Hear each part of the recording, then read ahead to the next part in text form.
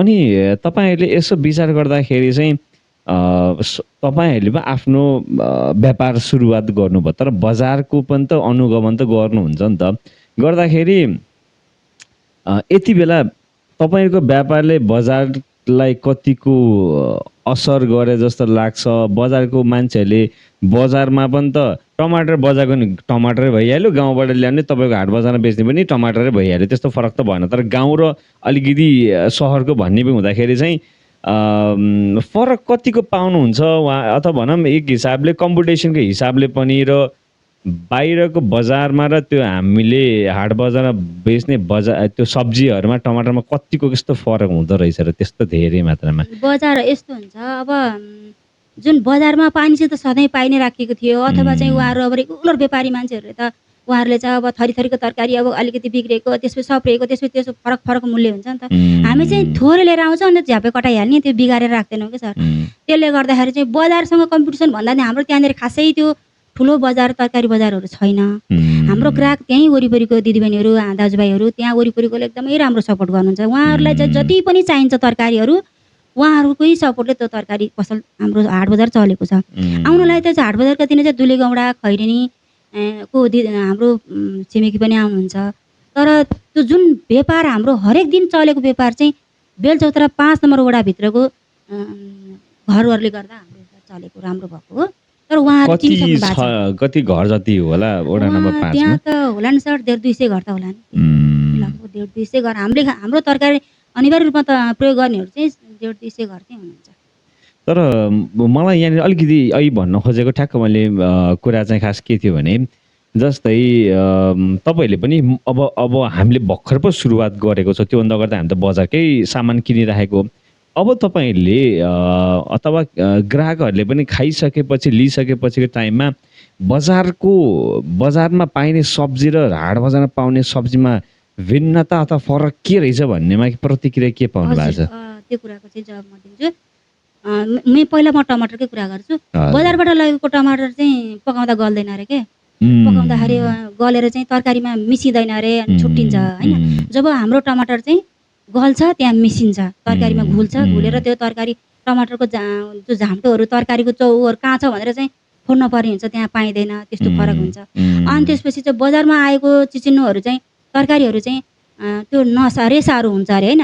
त्यसमा चाहिँ हामीले चाहिँ स्थानीय लोकल भएको भएर त्यस्तोहरू नहुने भयो होइन। स्वादमा फरक पर्ने भयो। त्यसले गर्दाखेरि चाहिँ स्वादमा पनि कस्तो खाले प्रतिक्रिया भन्नाले यस्तो हुन्छ सर। अब बजारमा लगेका तरकारीहरू चाहिँ बजारमा भएका तरकारीहरू प्रायः हाम्रो तराईबाट आउँछ नि त, अलिक खल्लो खल्लो तरिकाको हुन्छ नि त। हाम्रो घरको तरकारी र हामीले बजार लिएर पकाएको तरकारी नि त फरक हुन्छ नि त। घरै उत्पादन गरेर पकाएको तरकारी चाहिँ टेस्ट चाहिँ आलु भिन्दै आउँछ होइन। हामीले पनि लोकल आलु बेचिरहेका छौँ। लोकल आलु पायो भने त्यहाँ खोजी लानुहुन्छ, त्यसरी लानुहुन्छ। लोकल स्वाद र बजारको स्वाद र यहाँको स्वाद चाहिँ फरक छ। यदि फरक नै हुन्थेन भने त त्यहाँ त्यसरी डबल त आउनु। मेवा भयो, स्थानीय मेवा चाहिँ हामीहरूले चाहिँ स्थानीय दाजुभाइ दिदीबहिनीहरूले चाहिँ त्यही वरिपरिको मान्छेहरूले चाहिँ बेच्न लिएर आउनुहुन्छ, त्यहीँको वरिपरिको मान्छेहरूले चाहिँ किनेर लानुहुन्छ मेवा, लोकल मेवा। त्यहाँ नजिक हुन्छ अनि गाउँको घर गाउँमै त किनेर खान त अलि माग्न अप्ठ्यारो हुन्छ नि त। त्यहाँ ल्याइदिएपछि किन्नेलाई पनि सजिलो भयो, बेच्नेलाई पनि पैसा पर्यो। तर तपाईँले यो भनिराख्दाखेरि त कस्तो लाग्यो भने हामी बजारिया भन्छौँ तर हामीलाई गाउँकै चिज प्यारो हुँदो रहेछ भनेर लाग्यो क्या। तपाईँलाई भन्नुभयो नि त, जस्तै के भन्नुभएको थियो एकजना, जस्तै फर्सीको कुराकानी गर्नुभयो। अनि अरू कुराहरूमा चाहिँ हामीले बजारमा सिमेन्टी घर बस्या भन्छौँ, एकदमै के नै बजायो भने, तर पनि आवश्यकता त हाम्रो लागि त गाउँकै रहेछ भन्ने पनि लाग्यो। त्यो हुँदाखेरि चाहिँ योभन्दा अगाडिको अथवा भनौँ सामान्यतै हाट बजार राख्नुभन्दा अगाडिको समय जति पनि व्यापारले गर्दाखेरि त जम्मै चितवनबाट भरतपुरबाट कता कता आएको होला होइन, अथवा छिमेकी मुलुकहरूबाट आएको होला भनौँ न एक हिसाबले।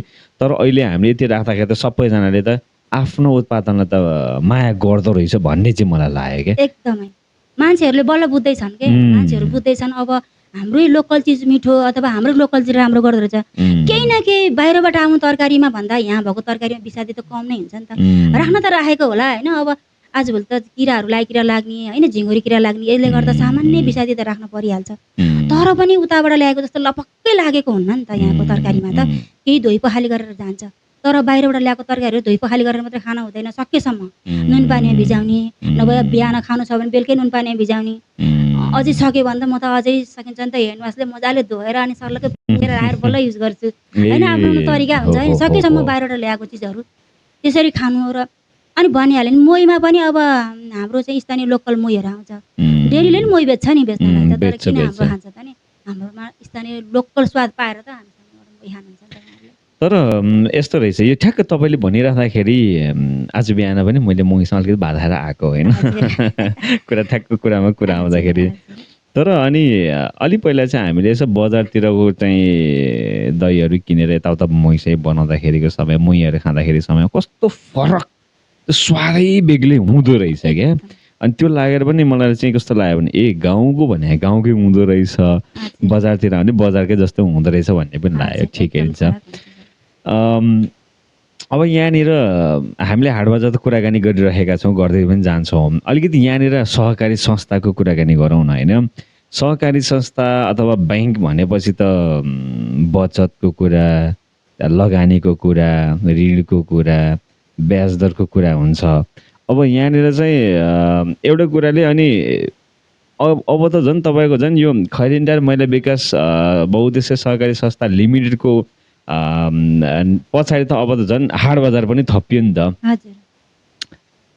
संस्था चलाइराख्ने अनि प्लस यसमा हाट बजार थपिँदाखेरिको समयमा अलिकति सोच्दाखेरि अलिक फरक लाग्यो क्या। तपाईँले यसलाई कसरी लिनुभएको छ? मतलब अब म्यानेजमेन्टको कुरा पनि हुन्छ। अब मान्छेले भन्दा सहकारी संस्था भने त पैसाकै कुरा आउँछ नि त। तर हाट बजार भन्दाखेरि टाइममा चाहिँ त्यति बेला टाइममा कन्सेप्ट कसरी आयो जस्तो लाग्यो क्या मलाई चाहिँ। अलिकति यो चाहिँ अब मैले भन्न जानेको कुनै, तर सहकारी भनेको त मेन त दिनभरि पैसा उठाउने, कसको बचत छ त्यसलाई ल्याएर सेभ गर्ने, त्यसलाई चाहिँ हामीले चाहिँ लगानी गर्ने कुरा हुँदाखेरि चाहिँ अनि यो डिरेक्टली अनि अचानक चाहिँ यो हाट बजार भनेर चाहिँ ठ्याक्क कसरी आयो भन्ने चाहिँ मलाई एकदमै उत्सुक भएँ क्या म यसमा चाहिँ। हाट बजार नै भनेर चाहिँ। हजुर, यसको चाहिँ अब यस्तो हुन्छ, सुरुमा चाहिँ स्थापना गर्नको लागि जे पनि गाह्रो हुन्छ होइन। लेभलमा नल्याइन्जेलसम्म चाहिँ महिला सहकारीले चाहिँ एकदमै बढी ख्याल गर्नुपर्ने हुन्छ। त्यसको लागि चाहिँ महिला सहकारीले खैरिन्डार महिला विकास बहुउद्देश्य सहकारी संस्थाले चाहिँ जुन संस्थाभित्र रहनुभएका नेतृत्व तहमा हुनुभएका लगभग 25 जना दिदीबहिनीहरूले चाहिँ निरन्तर रूपमा उहाँहरू भोलिन्टियर खटिरहनु भएको छ होइन। अब त्यसको लागि चाहिँ यो सधैँ चाहिँ हुँदैन सर होइन। सधैँ गर्न नपरोस् भन्नको लागि चाहिँ हामी 2 जना त्यहाँ कर्मचारीको नियुक्ति गरेका छौँ होइन। नियुक्ति गरेको छौँ। उहाँहरूलाई चाहिँ हामी बिस्तारै सिकाउँछौँ कि सर। जुन यो महिला सहकारी पनि त सुरुमा स्थापना गर्ने बेलामा चाहिँ 2-3 जनाले घरै बिगारेर हामी लागेका थियौँ। हाम्रो यो संस्थापक अध्यक्ष हुनुहुन्छ, उहाँ चाहिँ उहाँको एउटा अपाङ्ग छोरी थियो होइन सर। छोरी थियो, त्यो छोरीलाई बिचरा उहाँले संस्थाको काममा हिँड्ने बेलामा चाहिँ सिल्पिन ट्याब्लेट खुवाएर अनि सुताएर अनि हामीसँगै उहाँ दमौलीमा काममा धाउँथ्यौँ कि सर। पहिला यस्तो सजिलो थिएन कि सर। एउटा काम पाउनको लागि, एउटा सरकारको एउटा काम सम्पन्न गर्नको लागि दिनै धाउनु पर्थ्यो कि, दिनौँ धाउनु पर्थ्यो कि। त्यो भाडा छोडिदिनु, समय छोडिदिनु, उहाँले चाहिँ त्यतिसम्म उहाँले गर्नुभएको थियो क्या। र त्यसरी नै हाम्रो अहिले पनि आबद्ध हुनुहुन्छ। अहिले हुनुहुन्छ संस्थापक अध्यक्ष। उहाँ भनिहाल्यो नि, उहाँ रिटायर भएर आइसक्नु भयो। हजुर। अनि त्यसपछि अब त्यसरी चाहिँ गरियो। अनि जुन यो महिला सहकारी संस्था महिला विकास कार्यालय दमौली तनहुँले स्थापना गर्यो नि। स्थापना गरिसकेपछि हामीलाई उहाँहरूले चाहिँ अफिसियल सामानहरू दियो। त्यो सामान राख्ने बेलामा राख्ने ठाउँ नभएर त्यति बेला भर्खर घर बनेको थियो। मेरो सानो 2टा कोठा घर थियो। त्यो 2टा कोठामा एउटा कोठामा चाहिँ त्यो अफिसलाई दिएर अफिस म त्यहीँबाट सुरु गरेको सर।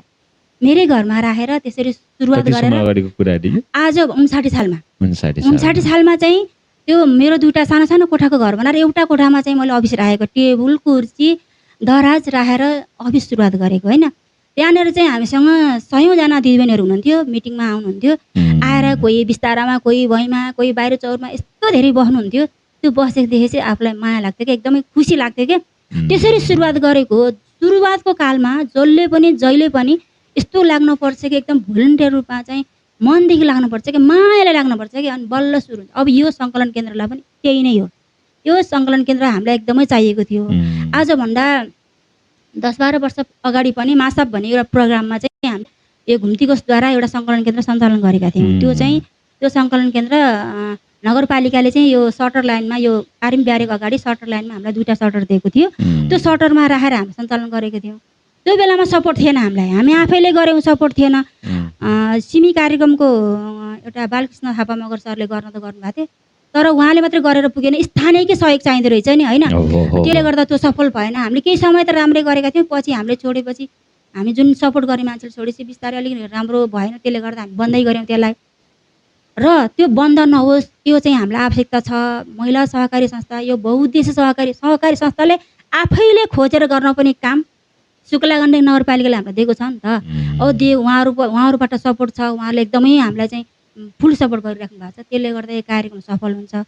अनि यो कार्यक्रम के को लागि महत्त्व छ भने हाम्रो स्थानीय दिदीबहिनीहरूले हामीले खाएर रहेको तरकारी गाई भैँसीलाई दिने, वल्लो पल्लो घर बाँड्ने, त्यसपछि टाढा टाढासम्म पुर्याउने, आफूले लगाउने बेलामा बिरुवा किनेको छ, बिउ किनेको छ, त्यसलाई समय दिएको छ होइन। त्योबाट पैसा आएकै राम्रो भयो नि त बाँड्नु भन्दा त होइन। थोरै थोरै पनि पैसा आएको राम्रो भयो नि। आजभोलि के गर्नुहुन्छ, एउटा फर्सी फले पनि, एउटा काँक्रो फले पनि, एउटा गिरौँला फले पनि त्यसको त मूल्य काउन्ट हुन्छ नि त। त्यसले बेच्न पायो, त्यो पैसा आयो। त्यसले गर्दाखेरिमा चाहिँ यो शुक्ला गण्डकीभित्र यो तरकारी सङ्कलन बिक्री एउटा केन्द्र बन्नु चाहिँ हाम्रो स्थानीय दिदीबहिनी दाजुभाइहरूको लागि चाहिँ एउटा एकदम सुवर्ण अवसर हो। यसलाई चाहिँ उहाँहरूले अवसरको रूपमा लिइरहनु भएको छ। जति पनि हाम्रो दिदीबहिनीहरू हुनुहुन्छ नि, तरकारी लिएर आउनुहुन्छ, दाजुभाइ दिदीबहिनीहरू हुनुहुन्छ, यस्तो हुन्छ नि, थाहा पाएको भए त अलिक धेरै लगाउँथ्यौँ नि, अथवा चाहिँ राम्रो जतन गर्थ्यौँ नि, लगाएको बिरुवालाई राम्रो जतन गर्थ्यौँ नि। अब हामी धेरै लगाउँछौँ, पहिला एउटा गरामा लगाउँथ्यौँ, 2टा गरामा लगाउँछु, यस्तो खालको आवाजहरू आउँछ हाम्रो। अनि त्यसो भने शुक्ला गण्डकी नगरपालिकामा धेरै मात्रामा कुन चाहिँ हाम्रो के चाहिँ के भन्छ यसलाई, हाम्रो उत्पादनमा चाहिँ विशेष गरेर कुन चाहिँ सब्जीहरू धेरै मात्रामा उत्पादन हुँदो रहेछ त? यो सिजनमा के चिजहरू के चाहिँ सब्जीहरू उत्पादन हुँदो रहेछ? समयअनुसार चाहिँ यति बेला यो बर्खाको समयमा चाहिँ लौका, करेला, गिरौँला यो ठाउँमा हुने त। त्यसपछि चाहिँ तर यो हाम्रो तल्लो लेभलमा चाहिँ यो हुन्छ। त्यसो गाउँ लेभलमा चाहिँ सबै थोक हुन्छ। काँक्रोहरू, भक्तपुरे काँक्रो, लोकल काँक्रो, त्यसपछि गरेर त्यो मादले काँक्रो, अनि त्यो काँक्रो नि यस्तो भेराइटी हुँदो रहेछ नि सर। बजार एरियामा राजा काँक्रो भन्ने हुन्छ होइन, निम्जा काँक्रो हुन्छ। गाउँ एरियामा चाहिँ भक्तपुरी लोकल हुन्छ, मादले काँक्रो हुन्छ, अनि घिउ सिमीहरू हुन्छ। कस्तो फरक चाहिँ कसरी हामीले छुट्याउने त? यो फलानी, यो भक्तपुरे भने, यो चाहिँ मादलु भन्नेमा चाहिँ स्वादले थाहा पाइहाल्छ, एकदमै थाहा पाइन्छ, हेरेर थाहा पाइन्छ, स्वादले थाहा पाइन्छ। काँक्रोकै कुरा गर्दाखेरि चाहिँ अब एउटा हुन्छ यति लामो खाले लरक्क हुने खाले मादलले भन्छ, त्यो गाउँ घरतिर ठुलो हुन्छ साइजमा, मजाको हुन्छ, पाकेको यति लामो हुन्थ्यो। अनि अर्को भनेको चाहिँ यस्तो त्यो यसो निउरिने जस्तो खालको, अनि चेप्टो सेप्टो सर्लक्कवाला, सेतो सेतो भक्तपुरे लोकल। अर्को निम्जा हुन्छ, अर्को हरिहरिवाला, अनि खाँदा मिठो मिठै हुन्छ। भनेपछि जुन यो हामीले बजारमा कहीँ कतै हिँड्दाखेरि खाने जुन अब त्यहाँनिर व्यापारीहरूले ल चाहिँ ल काँक्रो आयो भन्नेवाला, त्यो चाहिँ खासमा कस्तो खाले होला त? त्यसमा त्यहाँ चाहिँ यस्तो हुन्छ सर, त्यहाँ कुनै अब निम्जा काँक्रो नि हुन्छ, कुनै यति बेला आउने अब यो पछि आउने राजा काँक्रो। राजा काँक्रो चाहिँ एकदम जति बेला नि फल दिन्छ कि सर त्यो काँक्रो चाहिँ। अब एउटा बुटा राम्रोसँग लगायो भने त्यसले आँख्लै पछि फल दिन्छ। अनि त्यसपछि त्यो भदौसम्म भइराख्छ त्यो काँक्रो। लगातार 1 महिनाको फरकमा लगाइराख्ने हो भने, अथवा एउटा टनेल हुने हो भने त्यो चाहिँ राम्रो उत्पादन दिन्छ। त्यो त्यसको करेङ करेङ हुन्छ क्या स्वाद। मलाई यो पहिलोचोटि थाहा भयो। मलाई यो खासै अब हामीलाई त के छ र, अब महिला र पुरुषमा त्यही भिन्नता नि त। कतिपय कुराहरू हामीलाई वास्तै हुँदैन, मात्र खाना पाए पुग्यो भने हामी त डिमान्डै गर्ने त हो नि। अब यो सागसब्जी फलफुलहरूको बारेमा अनि हामीलाई भन्दा बढी त हजुरहरूलाई थाहा हुन्छ, त्यही हिसाबले पनि अब मलाई चाहिँ पहिलोचोटि थाहा भयो काँक्रोको पनि आइटम यति धेरै चाहिँ परिकार हुँदो रहेछ भन्ने चाहिँ थाहा भयो। Just in Asia, connection with the world.